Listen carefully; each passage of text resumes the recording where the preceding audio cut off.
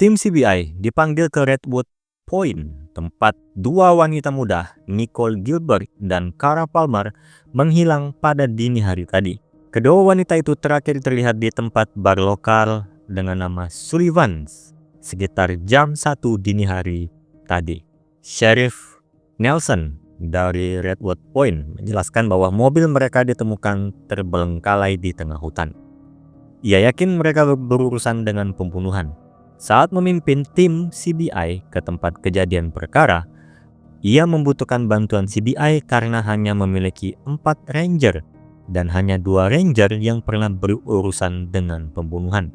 Teresa menjelaskan bahwa jika CBI terlibat dalam kasus ini, mereka akan menjalankan kasus tersebut dan sheriff dan rangersnya akan membantu tim CBI. Kesepakatan pun terjadi dan tim CBI mulai bekerja. Gadis-gadis itu sedang merayakan pesta pertunangan Nicole. Jane melihat ke dalam mobil dan melihat pemutar MP3 dengan noda darah, serta tas berisi tabung kosmetik dengan merek Early Pure, mobil yang tidak bisa menyala, dan terdapat jejak ban yang berbeda menjauh dari mobil gadis-gadis itu. Salah satu penjaga bernama Parker memiliki anjing pelacak yang mengendus-ngendus seperti kebingungan. Dia tidak mengerti mengapa anjing itu bolak-balik di dekat mobil seperti mengatakan korban ada di sini. Jane bertanya dengan sederhana apakah mereka telah mencari di bawah mobil. Mereka seakan malu untuk mengakui bahwa mereka tidak melakukannya. Ketika mereka akhirnya melihat di bawah mobil, ditemukanlah salah satu korban, Cara Palmer.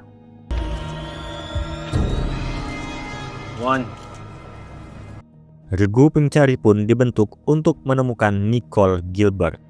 Saat mereka mencari, Teresa mendapatkan beberapa informasi latar belakang tentang gadis-gadis itu dari Nelson. Cara digambarkan sebagai gadis manis yang disukai semua orang. Dia berasal dari keluarga yang tidak pernah terlibat masalah. Nicole memiliki situasi keluarga yang sulit dan kadang-kadang terlibat masalah. Nelson menggambarkannya lebih sebagai orang yang bermasalah daripada orang jahat. Ibunya meninggal saat dia berusia 7 tahun dan ayahnya terlalu egois untuk membesarkan anak yang baik. Dia sekarang dipenjara atas tuduhan terkait narkoba. Orang tua Cara memberi Nicole satu-satunya stabilitas yang dia miliki dalam hidupnya. Nicole dan Cara berteman dengan baik. Saat itu muncul 4 ranger yang baru tiba sambil membawa relawan lainnya.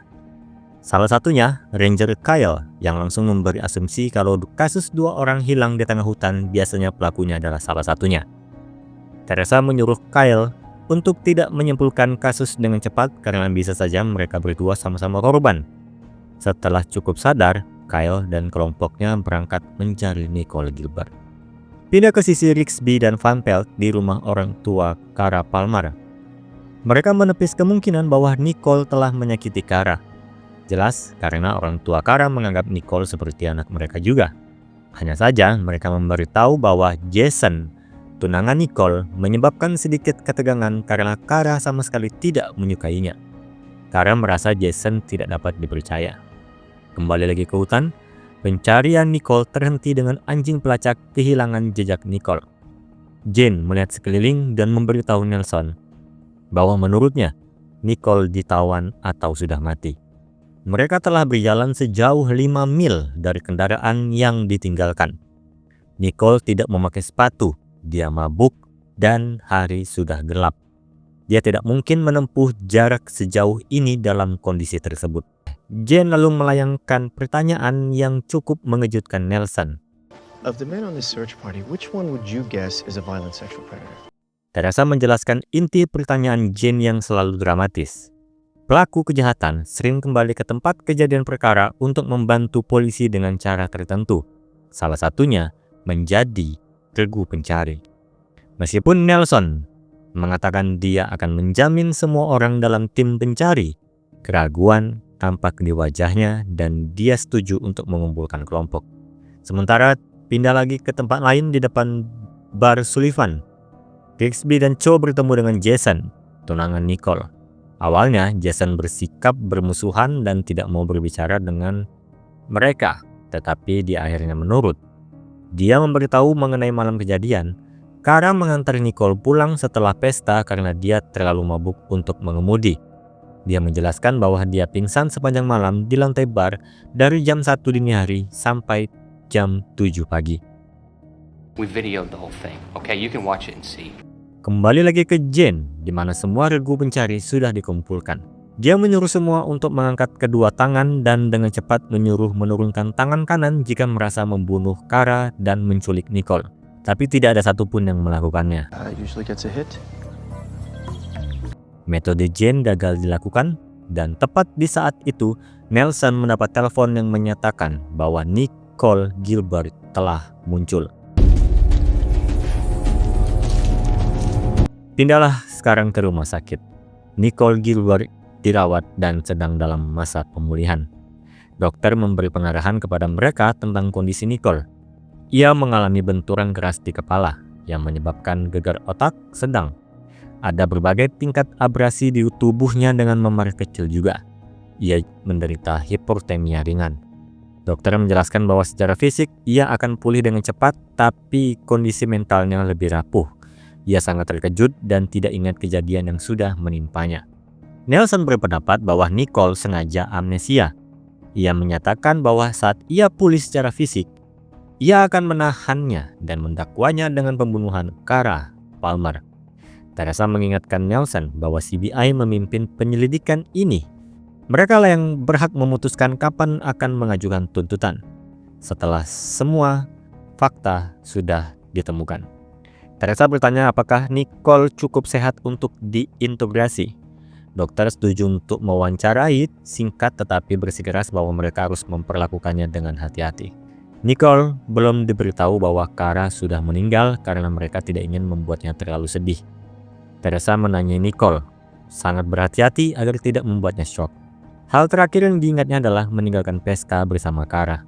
Ia tidak ingat kejadian setelahnya, tapi dia bertanya di mana Kara. Jane tanpa ragu langsung memberitahu Nicole bahwa Kara sudah meninggal. Teresa mencoba menghentikan Jane tapi percuma. Cepat atau lambat Nicole akan tahu temannya sudah mati. Jane lalu terus mencoba menggali ingatan Nicole tentang malam itu. Jelas balik kejadian ditampilkan juga secara bersamaan. Kara dan Nicole berkendara di jalan. Mobil mereka terhenti karena Nicole merasa sakit. Ia keluar dari mobil dan muntah. Lalu muncul mobil dari arah berlawanan. Seorang pria mendekati. Nicole tidak dapat melihat siapa pria itu karena hari sudah gelap, tetapi ia dapat mendengar suara deras yang keras seperti suara air. Jane terus mendesak Nicole untuk mengingat apa yang terjadi setelahnya, tetapi Nicole seakan tidak ingin mengingatnya. Dokter bergegas masuk dan menghentikan interogasi. Nelson bersikeras bahwa Nicole berbohong kepada mereka, tetapi Jane yakin bahwa Nicole mengatakan yang sebenarnya. Ia menjelaskan bahwa apa yang dialami Nicole terlalu mengerikan untuk diingat. Ia memberitahu Nelson bahwa ia tidak berpikir bahwa Nicole membunuh Kara. Nicole juga korban dalam kasus ini, namun tetap saja Nelson tidak percaya. Jane mengatakan Nicole berlumuran darah meskipun hujan deras malam itu. Jadi ia pasti disekap di suatu tempat di dalam ruangan dan mungkin disekap di dekat air mengalir. Teresa pun lalu menelpon Rigsby dan menyuruhnya mencari semua kabin dan gudang di dekat sungai.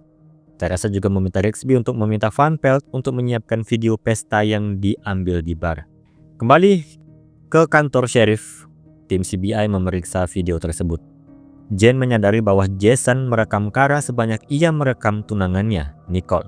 Tidak ada perselisihan di antara kedua wanita itu. Teresa menyadari seorang pria berwajah kasar sedang memperhatikan gadis-gadis dan kejenakaan mereka. Mereka mencocokkan wajahnya dengan basis data mereka dan mendapatkan hasil. Pria itu adalah Rulon Farnes, seorang supir truk untuk Italy Pure Cosmetic. That's the brand of cosmetics we found in Kara's vehicle. Tapi saat mereka menemukan satu orang yang bisa diintegrasi, Jane malah meninggalkan anggota tim lainnya tanpa memberitahu kemana dia akan pergi. Jane ternyata kembali ke rumah sakit dan menunggu Nicole terbangun. Jane bertanya terus terang apakah Nicole telah membunuh Kara. Nicole berkata dia tidak tahu tetapi tidak yakin dia tidak melakukannya. Lalu terjadi keributan di lorong saat Jason ditahan dengan petugas yang mencegahnya menemui tunangannya. Nicole tampak ketakutan atas kejadian tadi dan membuat Jane mempertanyakan hal itu. Tetapi tetap saja Nicole tidak dapat mengingat apapun. Pindah ke sisi Rigsby dan Cho menerobos masuk ke kamar mandi pria di Sullivan Stephen dan meminta untuk berbicara dengan Farnes tentang Kara Palmer. Dia menolak dan berencana kabur membuat Rigsby dan Cho cukup sulit untuk mengalahkan Farnes yang bertubuh besar. Sampai Van Pelt masuk dan menendangnya dengan keras di antara kedua kakinya. Dia kemudian dengan mudah diborgol dan dibawa ke kantor sheriff. Kembali ke Jane yang masih duduk di samping tempat tidur Nicole saat dia tidur. Dia mendengar ruangan lain yang memainkan piano dengan lagu Für Alice. Dia teringat kembali pada istri dan anaknya yang sedang memainkan piano dengan lagu yang sama. Dan lamunannya terganggu ketika ponselnya berbunyi untuk menyuruhnya ke kantor sheriff. Pindahlah ke sana. Mengintegrasi Farnes yang ternyata adalah seorang pria mesum yang merayu Kara Palmer. Terus menggodanya dan memberinya beberapa kosmetik gratis. Farnes menjelaskan bahwa itu sudah sejauh yang dia lakukan dan sangat merindukan berhubungan seks. Selama percakapan, Cho yang membahas Farnes untuk menurunkan berat badannya supaya lebih mudah mendapatkan wanita, Jane memotong dengan menanyakan berat badan Farnes.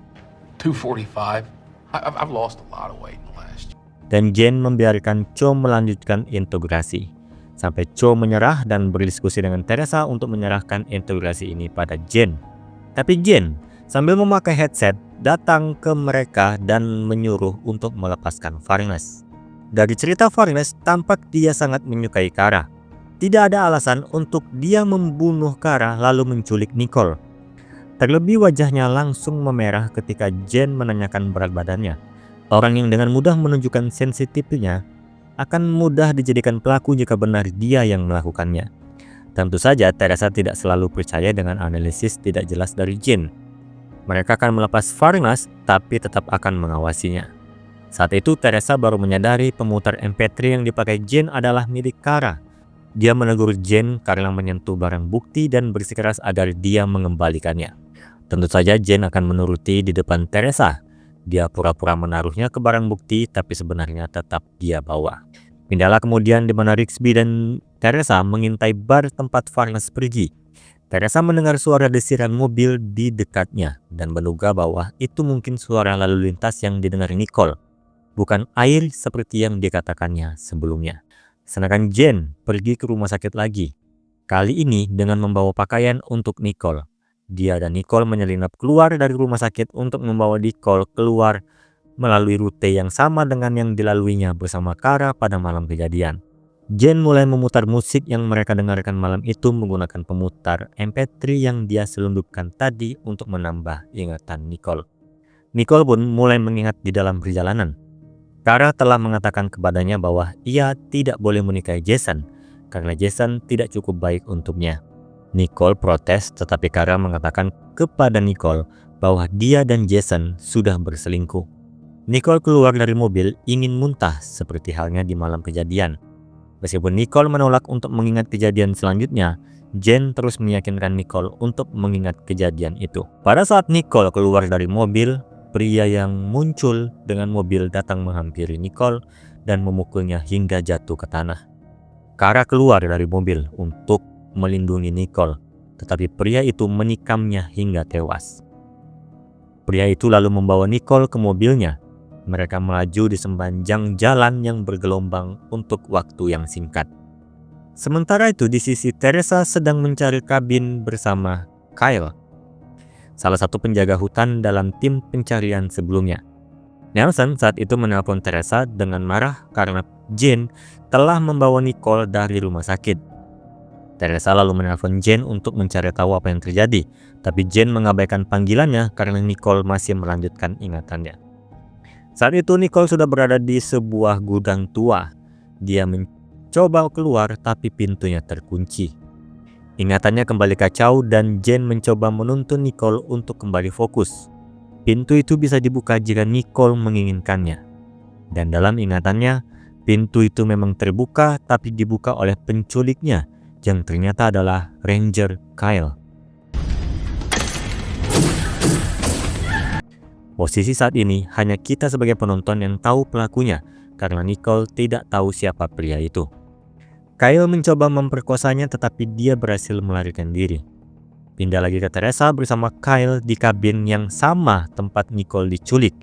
Teresa tidak menyadari bahaya apa yang dia hadapi. Ketika Jane akhirnya membalas panggilan Teresa, dia mengatakan bahwa Nicole akhirnya mengingat semuanya. Dia menggambarkan pria itu berusia sekitar 30 tahun, tinggi dan tegap serta memakai kacamata. Namun deskripsi itu terlalu umum untuk menghubungkan kepada Kyle dengan kejahatan tersebut. Teresa justru menyalahkan Jane yang sudah melakukan tindakan ilegal dan menyuruhnya mengantar Nicole kembali ke rumah sakit dan meminta maaf kepada Sheriff Nelson. Jane pun dalam perjalanan untuk mengantar Nicole kembali ke rumah sakit. Ia meminta Nicole untuk mencoba mengingat hal lain tentang malam itu, tidak peduli betapa tidak pentingnya hal itu. Nicole ingat mencium aroma nanas. Jane segera menelpon Teresa kembali dengan memberikan informasi tersebut. Teresa masih tetap bersikeras menolak perkataan Jane, hingga dia ingat melihat pengharum nanas tergantung di mobil Kyle. Barulah Teresa menyadari deskripsi yang disebutkan Jane dari tadi mengarah pada Ranger Kyle. Dia mencoba untuk memberi kode pada Jane, instruksi untuk mengirimkan bantuan dengan memberitahu lokasi dia saat ini. Teresa membiarkan ponselnya menyala sehingga Jane dapat mendengar apa yang dikatakannya. Teresa mencoba menenangkan situasi dan perlahan menarik senjatanya. Tetapi Kyle menyadari apa yang terjadi dan mulai menarik senjatanya juga. Teresa berbisik kepada Jane dan mengetahui bahwa Rigsby sedang dalam perjalanan. Dan Jane mempunyai satu rencana untuk dilakukan. Teresa mengalihkan perhatian Kyle dengan melempar ponselnya ke tengah lantai sebagai umpan yang memungkinkan Teresa melarikan diri dari gudang. Saat Kyle bergegas keluar juga, Teresa dan Rigsby sudah menyambutnya keluar. Stop it! Really? Drop it. Kyle pun ditangkap dan kasus pun selesai. Scene ditutup dengan tim CBI yang akan meninggalkan Redwood Point. Ayah Kara dan Nicole berterima kasih kepada Jane dan Teresa atas upaya mereka dalam menemukan pembunuh Kara.